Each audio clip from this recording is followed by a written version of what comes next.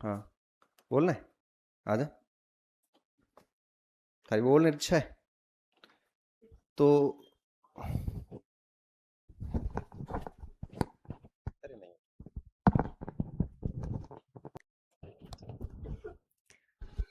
माँ शारदे के चरणों में नमन। परम आदरणीय देवतुल्य गुरुजी एवं मेरे समस्त आदरणीय सहपाठी। वक्तव्य की शुरुआत में एक दोहे के साथ करना चाहूंगी कि सब धरती कागज करो, सब धरती कागज करो, लिखनी सब वन पाए, आज समुद्र मसी करो, आज समुद्र मसी करो, गुरगुण लिखाने जाए, गुरगुण लिखाने जाए। अर्थात अगर मैं पूरी धरती को कागज कर दूं, समुद्र को शाही कर दूं, फिर भी मैं गुरु जी के गुणों को लिख नहीं सकती, गुरु जी के गुणों को लिख नहीं सकती। आज हम सभी गुरु पूर्णिमा का पर्व मना रहे हैं। ये पर्व है संस्कार का, ज्ञान का। ये पर्व है गुरु शिष्य की परंपरा का। मुझे वक्तव्य करना और वक्तव्य सुनना दोनों बहुत पसंद है। और ऐसे बहुत कम मौके आते हैं या परिस्थितियां आती है जब मैं निशब्द हो जाती हूँ, और आज परिस्थिति बिल्कुल ऐसी ही है। मुझे लगता है कि मैं कैसे बखान करूं। आप लोग बताइए कि मैं कैसे बखान करूं उन गुरुओं का जिन्होंने मुझे पहली बार कलम दी।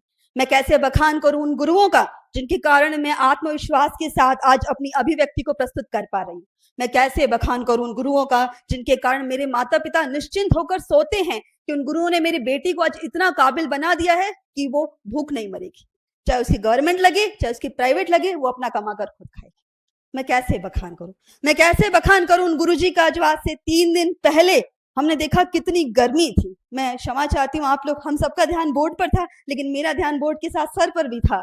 इतनी गर्मी, इतना पसीना, पसीना पोंछते जा रहे थे, इतनी गंभीर बीमारी में पढ़ाते जा रहे थे। ये शक्ति, ये दृढ़ विश्वास और बच्चों के लिए ये निस्वार्थ प्रेम यदि किसी में हो सकता है तो गुरुजी में। और इसीलिए हमारी परंपरा में गुरुजी को कहाँ रखा गया है?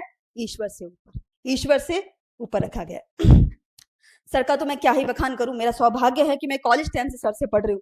18-19 से सर को जानते हैं। आश्चर्य होगा आपको ये जानकर कि कॉलेज में कौन पढ़ता है। मैं सच बता रही, झूठ नहीं बता रही। कक्षा में बच्चे जाते नहीं है, और सर की स्थिति ये होती थी कि लास्ट बेंच तक बच्चे भरे हुए होते थे। हम लोग 15 मिनट पहले कॉलेज में क्लास के बाहर खड़े रहते कि सर की क्लास में हमको जगह मिल जाए। ये हाल कॉलेज में थे। तब कौन सा कंपटीशन था? आज तो चलो समझ में आता है कि सबको पढ़ना है, कंपटीशन है, तब तो कुछ नहीं था। तो ये इनकी महिमा है कि बच्चे इनको चाहते हैं। और कई बार परिस्थिति ये होती थी कि हम गवर्नमेंट कॉलेज में प्रोग्राम्स में चले जाते थे, हम नीचे उतर जाते थे कि प्रोग्राम से सर क्लास में अकेले बैठे होते थे कि बच्चे आए तो मैं पढ़ाऊं। होता ये है कि हम वेट करते हैं कि टीचर आए, हमारे टीचर वेट करते थे कि हम आए। कई बार जो लोग सर को जानते नहीं है पर्सनली, मैं, जो मुझे जानते हुए जानते हैं कि मैं कभी ऐसे ही तारीफ नहीं करती, मैं स्पष्ट बात बोलती हूँ।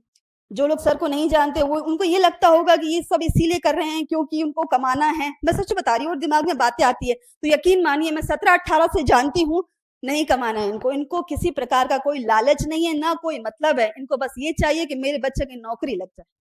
ये व्यक्ति निस्वार्थ है, इसीलिए ये आज इस दर्जे पर हैं, इसीलिए ये ईश्वर से ऊपर हैं।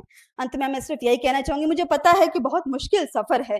मुझे लगता है कि नहीं हो सकता कि सारे कभी बने या सभी सफल हो ना हो, लेकिन मुझे लगता है हम गुरु जी को इतना जरूर दे सकते हैं कि मेरी नौकरी लगे या ना।